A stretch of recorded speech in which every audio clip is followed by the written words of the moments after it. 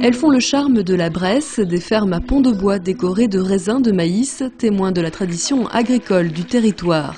Sur la route de la Bresse, vous pourrez faire un bond dans le passé grâce à plusieurs fermes transformées en musées, des édifices reconnaissables notamment à leur cheminée sarrasine. Alors pourquoi sarrasine?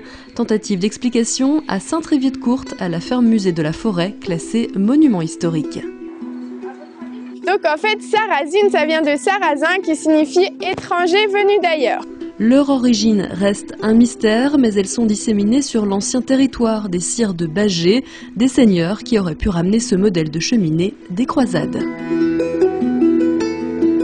Du coup, on pense que l'architecture aurait été ramenée d'Orient. Ça ressemble un petit peu à un minaret finalement, un clocher roman. Voilà. Sachant que sur un pourtour de 30 km aujourd'hui, on peut encore en retrouver 34 des cheminées.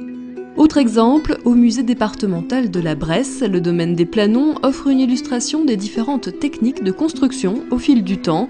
Au XVe siècle, les fermes n'ont pas de fondation et sont donc déplaçables. Les murs dont l'ossature est en bois sont comblés avec un mélange de matériaux locaux, le torchis. Il s'agit d'argile associée à de l'eau et à de la paille séchée. Ce mélange est ensuite projeté sur le clayonnage, un quadrillage de bois recouvert d'enduit à la chaux. 4 siècles plus tard, la pierre remplace peu à peu le chêne.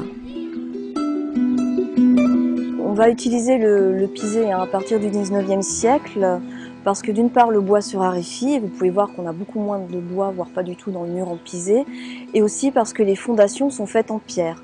Et au 19e siècle, grâce au chemin de fer qui se développe, on va pouvoir réduire les coûts de transport et aller chercher plus facilement la pierre qui se trouve au niveau du Val-de-Saône et dans le Mâconnais.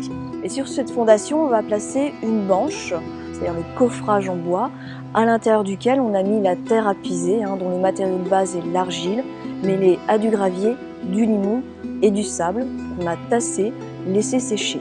Voilà pour le côté architectural, mais n'hésitez pas à pousser la porte de ces fermes pour découvrir le mobilier, les rituels ou encore la gastronomie typique de la Bresse traditionnelle. Mais la région est pleine de surprises, elle recèle aussi des joyaux d'un tout autre style, comme le monastère de Brou à Bourg-en-Bresse, trésor du gothique flamboyant, reconnaissable à ses tuiles vernissées et colorées. Une étape incontournable pour apprécier la diversité de l'habitat en Bresse.